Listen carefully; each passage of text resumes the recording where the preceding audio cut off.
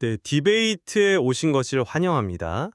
오늘 저희는 AI, 특히 요즘 거의 모든 곳에서 쓰이는 단일 모델 기반 AI의 결과가 과연 얼마나 믿을 만한지, 그리고 정말 현실을 제대로 반영하는지에 대해 이야기 나눠보겠습니다.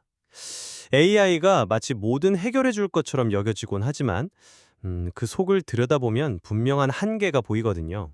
네, 그래서 오늘 저희가 던지는 질문은 이겁니다. 지금 가장 흔한 단일 AI 모델 방식, 이게 과연 현실 세계의 복잡하고 또 미묘한 면들을 충분히 담아낼 수 있을까요? 그리고 AI 스스로 이 답은 확실하다고 말하는 걸 우리가 그대로 믿어도 괜찮은 걸까요? 저희 논의는 제공된 자료, AI 신뢰도와 단일 모델의 한계를 바탕으로 합니다. 저는 기본적으로 단일 모델은 신뢰도를 스스로 평가하거나 복잡한 현실을 있는 그대로 보여주는데 구조적인 문제가 있다고 보고요. 그래서 여러 모델을 함께 쓰는 멀티 모델 방식이 더 믿을 수 있는 AI로 나아가기 위해 꼭 필요하다 이렇게 생각합니다. 저는 조금 다른 각도에서 봐야 한다고 생각해요. 단일 모델의 한계가 있다는 점, 물론 네, 인정합니다. 하지만 그렇다고 그 유용성까지 전부 부정할 수는 없어요. 어쩌면 문제는 모델 자체의 결함이라기보다 우리가 그 결과를 너무 쉽게 믿어버리거나 AI에 대해 잘못된 기대를 하는 데 있을 수도 있습니다. 멀티모델이요. 네, 특정 상황에서는 분명 좋은 대안이죠. 하지만 그게 유일한 해답이라고 단정하기는 좀 어렵다는 입장입니다. 그럼 제 입장을 먼저 좀 더 자세히 풀어보죠. 우리가 흔히 보는 단일 AI 모델이 내놓는 확률값 있잖아요. 이 이미지가 고양이일 확률 80% 이런 식이요.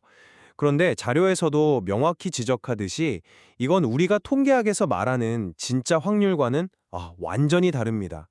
모델 내부에서 계산된 여러 점수들 중에 그냥 가장 높아 보이는 값을 0에서 100 사이로 보기 좋게 조정한 수치 뭐랄까, 일종의 인기 투표 결과 같은 거예요. 이걸 가지고 결과의 품질이나 신뢰도를 보장한다고 믿는 건 정말 위험할 수 있다는 거죠. 그러니까 그 숫자가 수학적인 확률과는 다르다는 점은 네, 저도 인정해요. 기술적으로는 그렇죠. 다른 점이 아니라 이게 실제 사용자에게 어떤 오해를 불러일으키는지가 더 중요하다고 봐요. 그리고 더 근본적인 문제는 현실 세계가 고양이다 아니다처럼 딱 떨어지는 경우만 있는 게 아니라는 겁니다. 자료에 나온 예시처럼 사진 속 사람이 웃고 있으면서 동시에 눈물을 흘리는 상황, 이런 걸 더블 레이블이라고 하죠. 이건 복합적인 상태잖아요. 그런데 단일 모델은 이런 상황을 표현할 방법이 구조적으로 없어요. 억지로 웃음 70%, 슬픔 30% 이런 식으로 결론을 내거나 아예 둘 중 하나로 밀어붙여버리죠. 이건 현실을 상당히 왜곡하는 방식이고 인간이 상황을 파악하는 그 묘묘함과는 거리가 멀어요.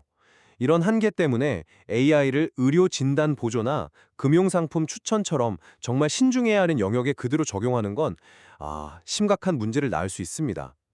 단순히 맞다 틀리다를 넘어 이 판단이 얼마나 확실한 건지 혹은 불확실한 건지를 아는 게 핵심인데 단일 모델은 그걸 제대로 알려주기 어렵다는 겁니다.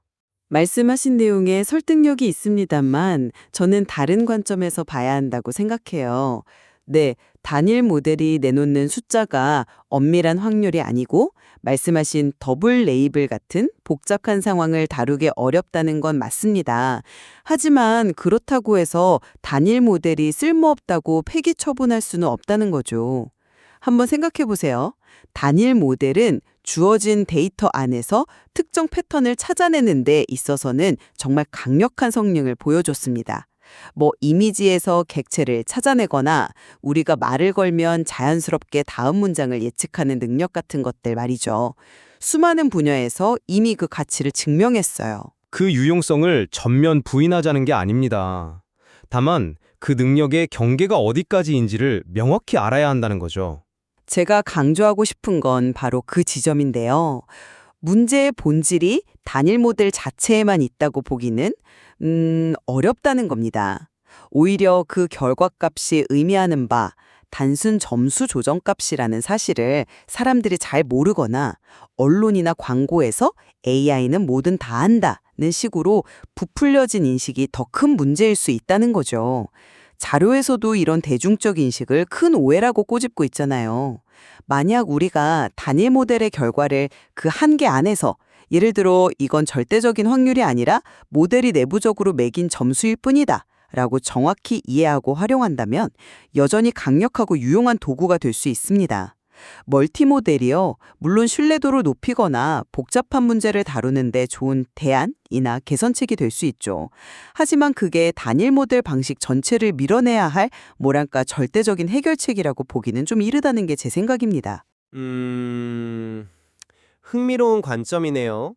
하지만 저는 그 사용자가 잘 이해하고 쓰면 된다는 전제가 과연 현실적으로 가능할까? 좀 의문이 듭니다. 특히 AI 기술이 점점 더 우리 생활 깊숙이 그리고 비전문가들에게까지 확산되는 상황에서는요. 단일 모델이 내놓는 확률값의 문제로 다시 돌아가 보죠. 이 숫자가 실제 신뢰도를 반영하지 못하는 걸 넘어서 사용자에게 이건 확실하다는 잘못된 믿음을 줄 수 있다는 게 훨씬 더 큰 문제라고 생각해요. 모델이 90% 확실이라고 외쳐도 실제로는 아주 불확실한 판단일 수 있다는 거죠. 가령 AI가 특정 질병 가능성을 80%라고 제시했는데 만약 이게 실제 임상적 의미의 80% 확률이 아니라면 의사나 환자가 여기에 과도하게 의존해서 잘못된 결정을 내릴 위험이 있지 않겠어요?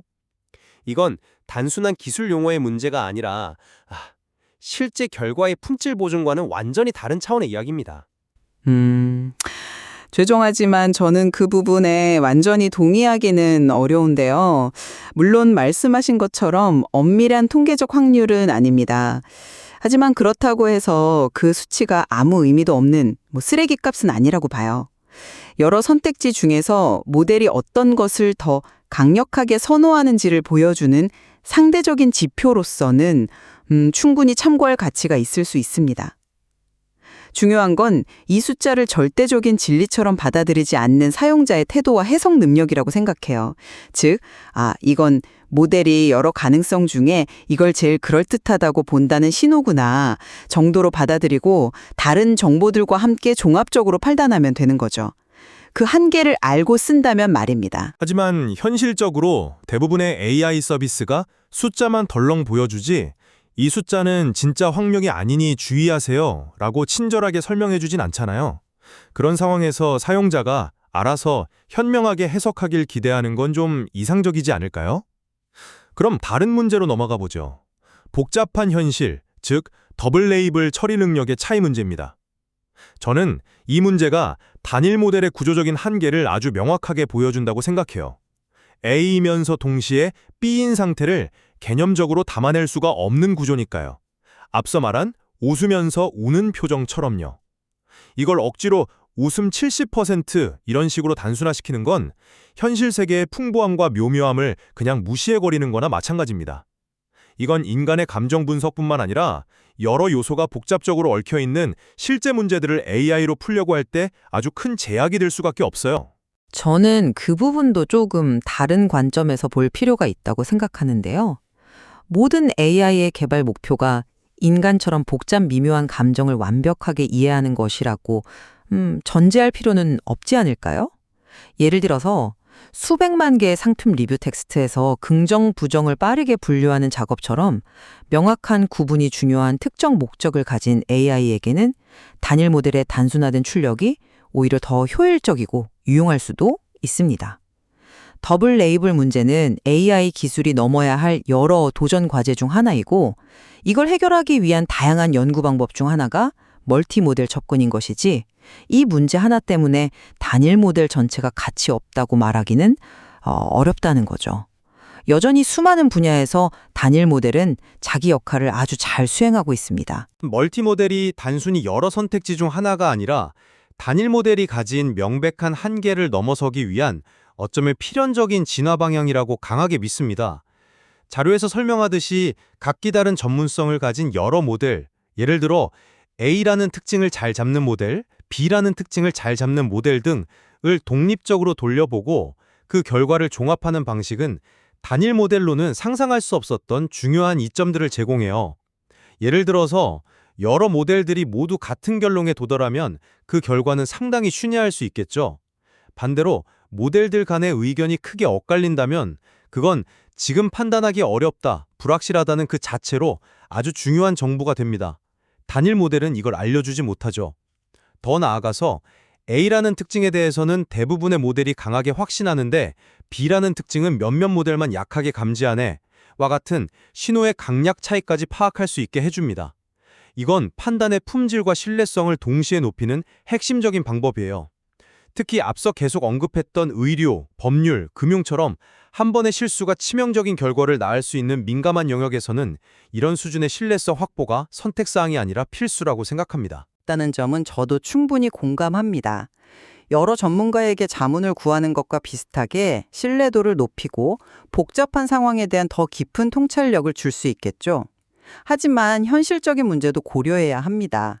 여러 개의 모델을 각각 만들고 학습시키고 최신 상태로 유지하고 또 그 결과들을 의미 있게 통합하는 과정은 단일 모델 하나를 운영하는 것보다 훨씬 복잡하고 비용도 많이 들 수밖에 없어요. 자율주행차처럼 사람의 생명과 직결된 문제라면 여러 센서, 모델의 정보를 교차 확인하는 추가 비용이 당연히 정당화되겠죠.